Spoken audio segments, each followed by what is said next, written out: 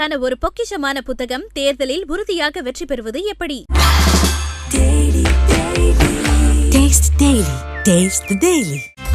No compromise. உங்க சைடுலயும் எங்க சைடுலயும். GT Holidays, South India's #1 travel brand.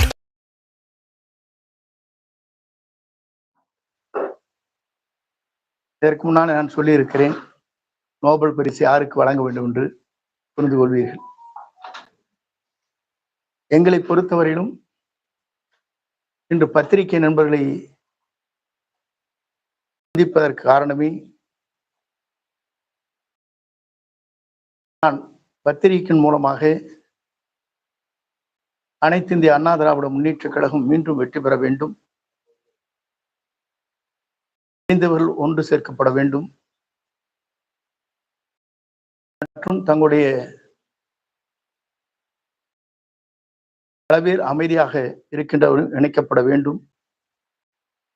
அப்படி வருகிற போதுதான் புரட்சித் தலைவர் அம்மாவுடைய கனவை மீண்டும் தமிழகத்திலே உருவாக்குவதற்கு அது ஏதுவாக இருக்கும் என்று கருத்துக்களை நான் வெளியிட்டேன். அதற்கு பிறகு என்னை கழக பொறுப்பிலிருந்து விலக்கப்பட்டது. ஆனால் புரட்சித் தலைவர் அம்மா காலத்தில் 2009 இன்றைய பொதுச் செயலாளரையே கழகத்தில் அனைத்து பணிகளும் விளக்கினார்கள். அதே போல 2012 அம்மாவில் ஆட்சியில் இருக்கிற போது என்னையும் கழக பணியிலிருந்து விளக்கினார்கள். ஆனால் அதற்கு பிறகு அம்மா அவர்கள் நம்மை சுற்றி இருக்கின்ற யாரையும் விளக்கவில்லை, அவர்களை அரவணைத்து சென்ற வரலாறுகள் இருக்கிறது. இன்றைக்கு அந்த நிலை இல்லை. யார் நம்மிடத்திலே பேசினாலும் கூட உடனடியாக நடவடிக்கை எடுக்கின்ற நிலை. இது இயக்கத்தை பலவீனப்படுத்துவது மட்டுமல்ல, தன்னை சுற்றி இருக்கின்றவர்களை பலவீனப்படுத்துகிற போது அது யார் செய்கிறார்களோ அவரும் பலவீனம் அடைகிறார்கள். இதுதான் வரலாறு. நான் கூறியது அன்றைக்கு தெளிவாக பத்திரிகை நண்பர்களுக்கு சொல்லியது, கருணாகர் என்ற சட்டமன்ற உறுப்பினர் பல்லாவரத்தை சார்ந்தவர், திராவிட முன்னேற்ற கழகத்தை சார்ந்தவர். அவருடைய மருமகள் அங்கே இருக்கின்ற பணியாற்றுகின்ற பணியாளருக்கும் ஏற்பட்ட நிலையை தமிழ்நாடு முழுவதும் ஆர்ப்பாட்டத்தை நாம் நடத்தினோம். அதற்கு பிறகு நாம் என்ன சொன்னோம் என்று சொன்னால், இதற்கு சிபிஐ விசாரணை தேவை என்று வலியுறுத்தினோம்.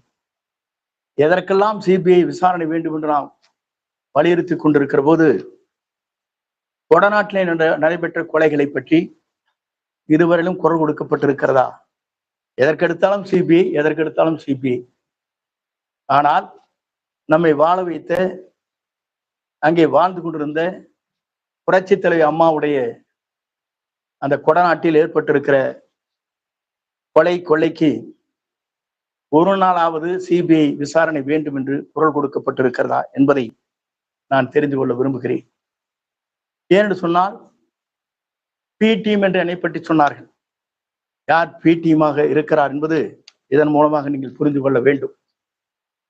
அது மட்டுமல்ல, 3 முறை அம்மா இருக்கின்ற போதும், அம்மா மறைவுக்கு பிறகும் ஓபிஎஸ்ஐ மட்டும்தான் முதலமைச்சராக அருகிலே அமர்த்தினார்கள். ஏன் உங்களை அமர்த்தவில்லை முதலமைச்சராக என்ற கேள்வி நான் இங்கே கேட்க விரும்புகிறேன். ஏனென்று சொன்னால், நான் முதலமைச்சர் ஆனதற்கு பிறகுதான் இவருக்கு அமைச்சரவை இடம் தந்தேன் என்று சொன்னார்கள். எங்களை போன்றவர் முன்மொழிவில்லை என்று சொன்னால் இவர் முதலமைச்சரே ஆயிருக்க முடியாது.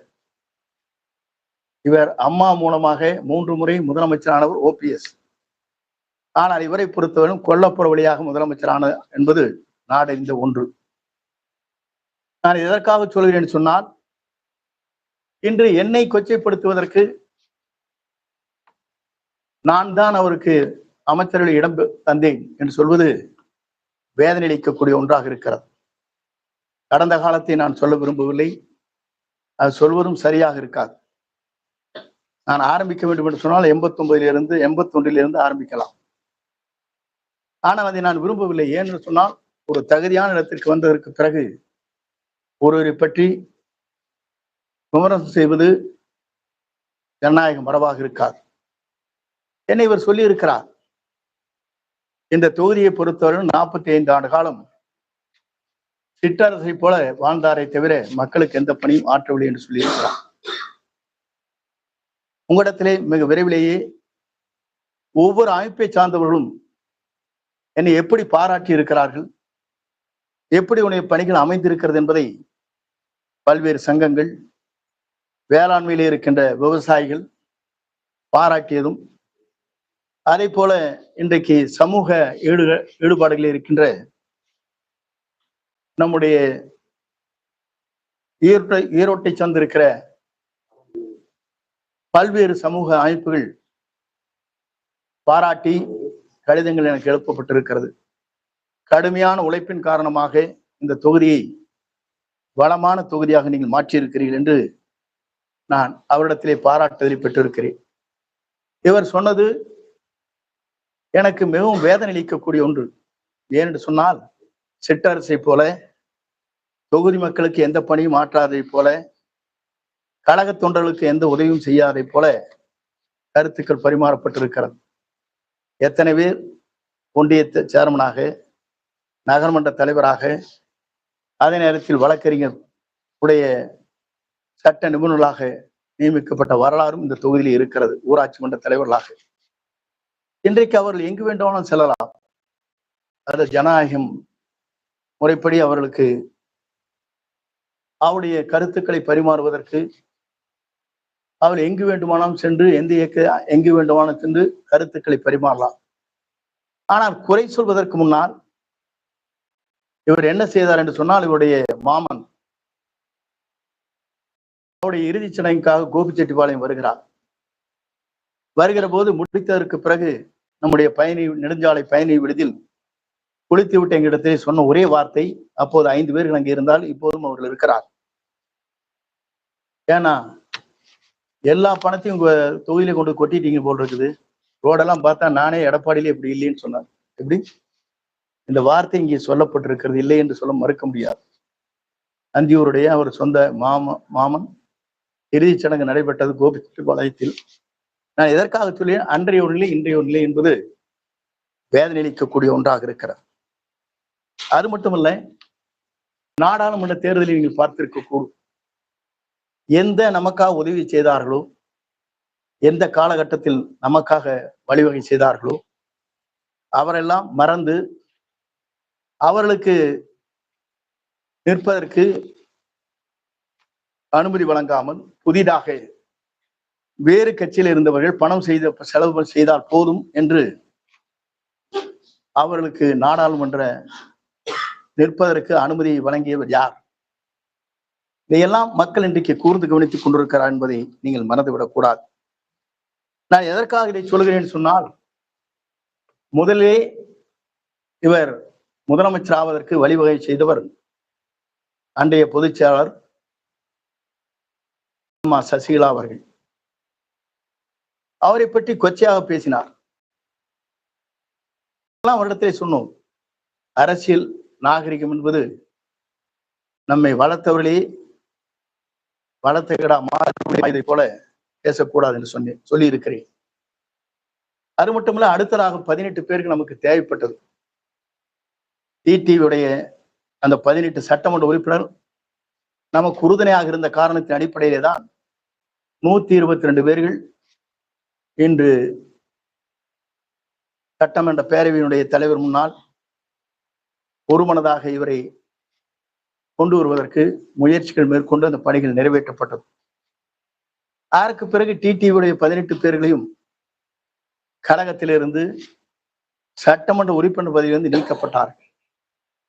அதற்கு பிறகு ஆட்சியை நடத்துவதற்கு தடுமாறி கொண்டிருக்கிற போது தர்மயுத்தத்தை நடத்தி கொண்டிருக்கிற ஓபிஎஸ் அவர்களை அழைத்து வந்து, நீங்கள் 11 பேரும் எங்களுக்கு ஆதரவு தாருங்கள், நீங்கள் ஒருங்கிணைப்பாளர், நான் இணை ஒருங்கிணைப்பாளர், நான் முதலமைச்சர், நீங்கள் துணை முதலமைச்சர் என்று சொல்லி அவரையும் அந்த நிலைக்கு கொண்டு சென்று காலம் கடந்ததற்கு பிறகு அவரையும் வெளியேற்றினார். அதற்கு பிறகு நம்மை இன்றைக்கு அந்த அளவிற்கு 4 ஆண்டு காலம் ஆட்சி கட்டிலே அமர வைத்து நம்மை பாதுகாத்த பாரதிய ஜனதா கட்சிக்கு 2024 இந்தியாவே என்ன செய்ய போகிறது என்று தத்தளித்துக் கொண்டிருக்கிற நேரத்திலே தான் பாரத பிரதமர் நரேந்திர மோடி அவர்களை கொண்டு வர வேண்டும் என்ற நேரத்தில் அன்றைக்கு வாபஸ் பெற்றது மட்டுமல்ல, நான் இனிமேல் பாரதிய ஜனதா கட்சியோடு கூட்டணி இல்லை, இன்றும் இல்லை, 2016 இல்லை, 19 இல்லை, 2026 இல்லை, 29 31 இல்லை என்று சொன்னார். சொல்லி முடித்துவிட்டு எந்த இயக்கம் இன்றைக்கு தமிழகத்திலே தடை செய்யப்பட்டிருக்கிற அந்த இயக்கத்திற்கு சென்று மதிலை தொப்பியை போட்டுக் கொண்டு உரையாற்றினார். இதெல்லாம் நாடறிந்த ஒன்று. இதெல்லாம் எதற்காக சொல்லுவேன் சொன்னால், நடந்த காலத்தை பற்றி சொல்ல வேண்டும் என்று சொன்னால் இதைவிட விமர்சனம் எங்களால் செய்ய முடியும். ஆகவே அதையெல்லாம் விட்டுவிட்டு நான் சிலவற்றை மட்டும் சொன்னேன். இன்றைக்கு கட்சியில இருக்கிற முக்கிய பொறுப்பாளருக்கு இருக்கிற இந்த இயக்கத்திற்காக தங்களை அர்ப்பணித்துக் கொண்டிருக்கிற நிர்வாகிகளுக்கு இருக்கிற இடர்பாடுகள் என்ன என்று சொன்னால், 45 வயது உட்பட்டவர்கள் மட்டும்தான் பூத் கமிட்டியில இருக்க வேண்டும் என்ற ஒரு நிலையை அவர் பிரகடனப்படுத்தினார். எல்லோரும் சொன்னோம், குறைந்தது கூடுதல் வயது இருந்தால் இந்த இயக்கத்திற்காக தங்களை அர்ப்பணித்துக் கொண்டு மக்களை அடையாளம் தெரிந்தவர்களையும் ஒரு 4 பேரை போட்டுக் கொள்ளலாம் என்று கூட கேட்டோம். இல்லை, 45 ஒரு வயதுக்கு உட்பட்டவர்கள் தான் இருக்க வேண்டும் சொன்னார். இந்த இயக்கத்திற்காக 1972 அம்மா காலத்திலிருந்து பல்வேறு பொறுப்புகளை வைத்துக் கொண்டிருக்கிற ஊராட்சி மன்ற, உள்ளாட்சித்துறை, கூட்டுறவுத்துறை, பல்வேறு துறைகளிலே பணியாற்றி கொண்டிருப்பவர்களுக்கு அந்த வாய்ப்பில்லை. இதை நான் எதற்காக சொல்லுவேன் சொன்னால், பூத் கமிட்டி என்பது 9 பேரை கொண்டிருக்கிற கமிட்டி. அதிலே ஒன்றும் போன முறை போட போது 57 பேர்கள் போட்டோம். இன்று முறை 9ஓடு சேர்ந்து 4 பேரையும் சேர்த்து போட்டிருக்கலாம், வயது வரம்பில்லாமல். அவர்தான் இந்த மக்களை சந்திக்க முடியும், மக்களை அடையாளம் காட்ட முடியும். அதையெல்லாம் நாங்கள் எடுத்து சொன்னோம். அதற்கு பிறகு இவருடைய நிலைகள் நாங்கள் எண்ணி பார்க்கின்ற போதுதான் ஒருவர் தன்னை சுற்றி இருக்கிற பலவீனப்படுத்துவது, அதன் மூலமாக அவர்களே பலவீனம் அடைகிறார். அதுதான் வரலாறு. அது மட்டுமல்ல, நாம் பார்க்கின்ற போது நாம் ஒன்றை சொன்னோம். நாமக்கல்லில் நடைபெற்ற நிகழ்ச்சியில் பெரிய கட்சி கொடி பறக்குது, சொல்லி போட்டாகிவிட்டது என்று நாம் சொன்னதற்கு பிறகு நேற்றைய முன்தினம் நிலை என்ன ஏற்பட்டிருக்கிறது என்பதை நீங்கள் அறிவீர்கள். நான் இதையெல்லாம் எதற்காக சொல்கிறேன் சொன்னால், நம்முடைய பலன் என்ன? நாம் ஒருங்கிணைந்து ஒற்றுமை உணர்வோடு நாம் இணைகிற போது நம்மை நாடி வருவார்கள், நாம் மற்றவர்கள் நாடி செல்ல தேவையில்லை. இதுதான் வரலாறு. புரட்சித் தலைவராக இருந்தாலும் சரி, புரட்சித் தலைவர் அம்மாவாக இருந்தாலும் இந்த வரலாற்றை அனைத்து இந்திய அண்ணா திராவிட முன்னேற்ற கழகத்திலே படைத்தார் என்பதை மறந்துவிடக்கூடாது. ஒருவர் முன்னேற வேண்டும் என்றால் தன் கால்களிலே நடந்து செல்ல வேண்டும். ஒருவர் முன்னேற வேண்டும் என்று சொன்னால் தன் காலிலே நடந்து செல்ல வேண்டும், பிறர் முதுகிலே ஏறி சவாரி செய்யக்கூடாது. ஆகவே பிற முதுகிலே சென்று சவாரி செய்யலாம் என்று கனவு கண்டால் இது போன்ற நிலைதான் ஏற்படும். ஆகவே என் கருத்துக்களை சொல்லி இருக்கிறேன். கேள்வி கேட்க வேண்டும் என்று சொன்னால் நீங்கள் கேள்விகள் கேட்கலாம். இல்லை, அதை விட ஒன்னொன்னு சொல்லிடுவேன். திராவிட முன்னேற்ற கழகத்தை பொறுத்தவரும் என்னை பி டீம் என்று சொன்னார். சொல்வதற்கே தகுதி இல்லை. நான் யாரையும் விமர்சனம் செய்வதில்லை, உங்களுக்கு எல்லாம் தெரியும். பத்திரிகை பல ஆண்டு காலமாக நீங்க பார்த்திருக்க கூடும். எந்த கட்சியாக இருந்தாலும், தனி மனிதனாக இருந்தாலும், என்னை பொறுத்தவரையிலும் கடுமையான விமர்சனத்தை நான் என்றைக்கும் செய்ததில்லை என்பதை நீங்கள் அறிவீர்கள். இவர் இந்த இயக்கம் சரியாக இருக்க வேண்டும் என்று நினைத்திருந்தால், சட்டமன்றத்தில் 42 நாட்கள் நடைபெறுகிற சட்டமன்றத்தில் அவருக்கு பின்னாலே நான் அமர்ந்து கொண்டிருக்கிறேன். ஒரு வார்த்தை திரும்பி என்ன குறை இருக்கிறது வாருங்கள் என்று அழைக்கப்படவில்லை. அது மட்டுமல்ல, இங்கே மேட்டுப்பாளையத்தில் முதல் கூட்டம் நடைபெறுகிற போதே இந்த வழியாக சென்று வரவேற்பும் தந்தார்கள். அன்றைக்கும் அழைக்கப்படவில்லை. இதையெல்லாம் எதற்காக நினைவூட்டுகிறேன் என்று சொன்னால், இந்த இயக்கம் வலிமையாக இருக்க வேண்டும் என்று சொன்னால் கருத்துக்கள் பரிமாறுவது என்பது ஜனநாயக உரிமை. அந்த ஜனநாயக உரிமையை இன்று இவர்களால் இடர்படுகிறது என்று சொன்னால் எவ்வளவு வேதனை அளிக்கக்கூடிய ஒன்றாக இருக்கிறது என்பதை நான் இந்த நேரத்தை சுட்டிக்காட்ட விரும்புகிறேன். அதை வருகின்றிருக்கிற பத்திரிகை நண்பர்களை பொறுத்தவரையிலும், என்னை பொறுத்தவரையிலும் இந்த இயக்கம் வலிமையாக இருக்க வேண்டும் என்பதுதான். இன்னைக்கு 14 பேர் நீக்கியிருக்காங்க. இன்னைக்கு 500 1000 பேர் வந்திருக்காங்க. எல்லாம் பட்டு பேரை போட்டீங்கன்னா வந்துரு, அதுவும் வந்துரு நாளைக்கு. இப்படியே நீக்கி கொண்டிருந்தால் என்ன நிலை ஏற்படும்? எல்லாரும் நிர்வாகி தான் வந்திருக்கலாம், வெளியிருக்காங்க. அப்படி வருகிற போது நாளொரு மேனியும் பொருதுணமாக முழுநவு தேய்ந்து போய் அமாவாசை ஆகிவிடும். ஒரு இயக்கத்தை காக்க வேண்டும் என்று சொன்னால், ஒருவர் குரல் கொடுக்கிறார் என்று சொன்னால் அதற்கு என்ன காரணம் என்று பல நிர்வாகிகளை வைத்து பேசியிருக்க வேண்டும்.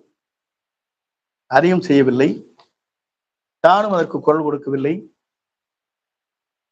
ஆனால் இன்றைக்கு முக்குளத்தோருடைய தேவர் திருமகனாருடைய அந்த விழாவிற்கு சென்ற போது அங்கேதான் எல்லோரையும் சந்திக்க முடியும் என்ற நோக்கத்தோடு தான் சென்றேன்.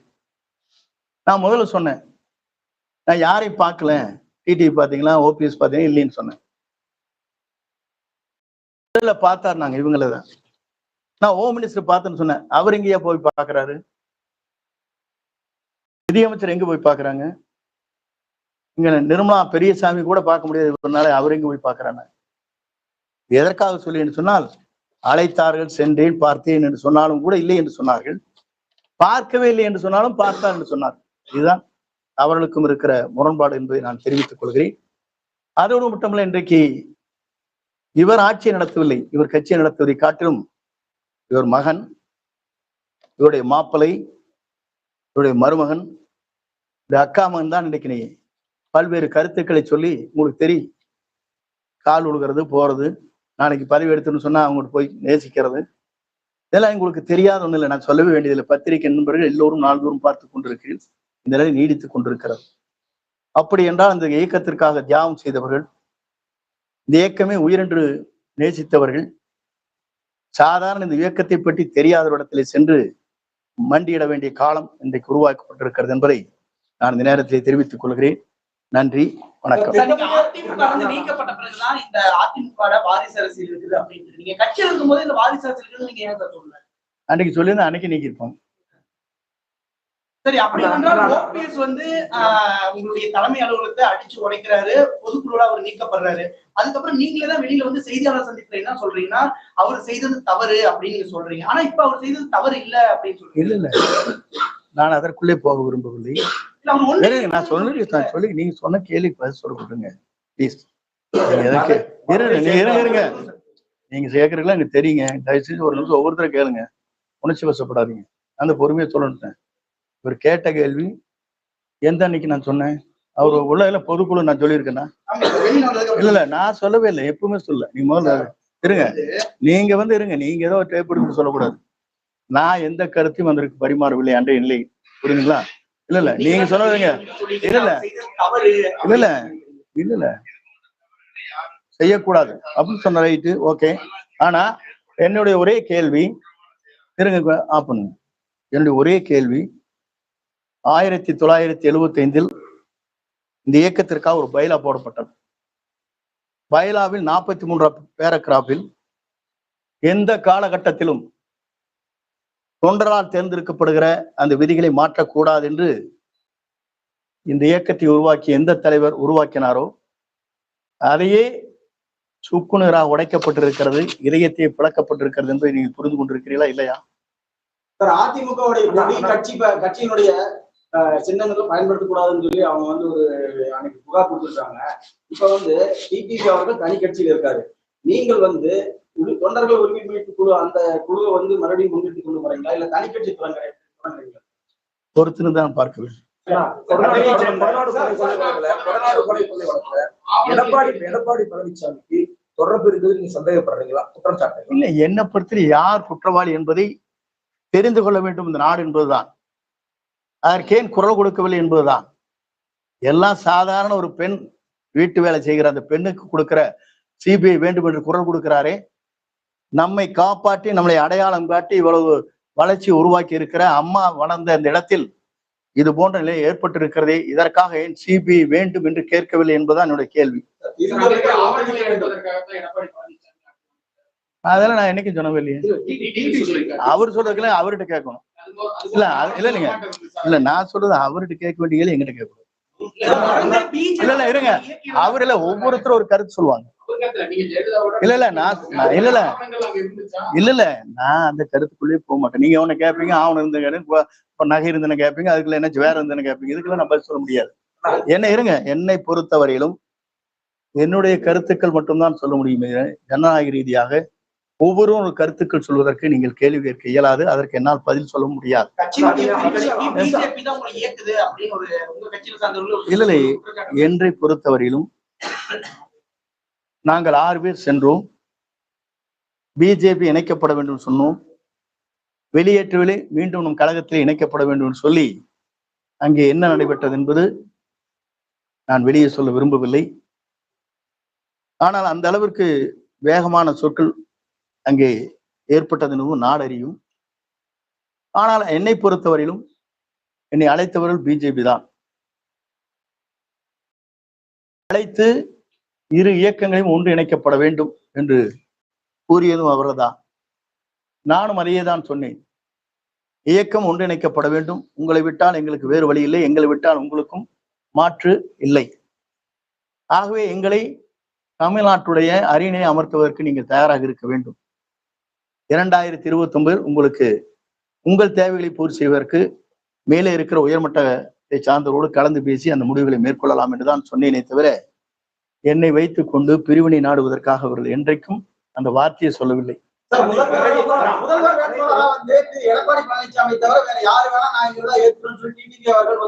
அதுதானே நான் சொல்றேனுங்களே, நான் அவரெல்லாம் சொல்றதுக்கெல்லாம் எனக்கு கருத்து கேட்காதீங்க. என்னுடைய கருத்தை மட்டும் கேளுங்கள். எல்லாம் ஒருங்கிணைவு நான் நினைக்கிறேன். டிஸ்கஸ் பண்ணலாம். பிரிந்தவர் ஒன்று கூடுவது இல்லையா?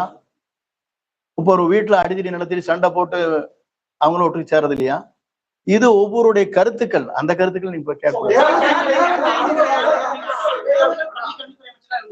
தற்பொழுது இந்த பள்ளிக்கல்வித்துறை சம்பந்தமா நீங்க ஒரு குறை கூட சொல்ல, ஒரு பதிவு கூட இது பண்ணல அப்படின்னு உங்க கட்சிக்காரர்களே குற்றம் சாட்டுறாங்க. இல்ல, பள்ளிக்கல்வித்துறையை பொறுத்தவரையும் என்னென்ன பேசி இருக்கிறேன் என்பது சட்டமன்ற பதிவேட்டில் இருக்கிறது. இன்றைக்கு கூட மகேஷ் அவர் ஒரு புக்கை வெளியிடுகிற போது சொன்னார், உயர்கல்வியிலே பள்ளிக்கல்வித்துறையின் மூலமாக மாணவர் படித்ததன் காரணமாக 74% உயர்ந்திருக்கிறது என்று சொன்னார். நான் அப்போதே எழுந்து நின்று சொன்னேன், திருப்பி போட்டு விட்டீர்கள். 47% தான் தமிழ்நாட்டிலே உயர்கல்வியிலே இருக்கிறது. 74 திருப்பி போட்டு 47 இருந்ததே 72 மாற்றி விட்டீர் என்று கிண்டலாக சொன்னேன். இதுக்கு மேல சொல்ல முடியாது. நீங்க மற்ற நாட்டை கொச்சைப்படுத்தி கேவலப்படுத்தி பேசும் பழக்கம் எனக்கு இல்லை.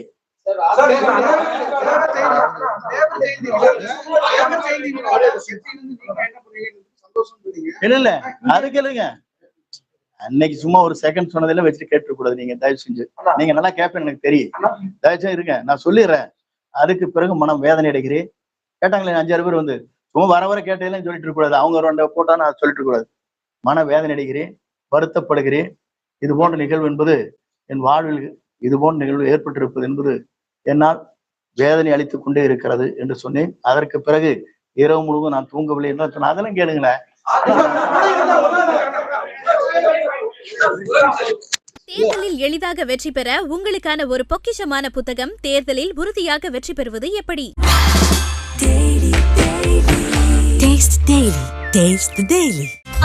No compromise. உங்க சைடுலயும் எங்க சைடுலயும். GT Holidays, South India's #1 travel brand.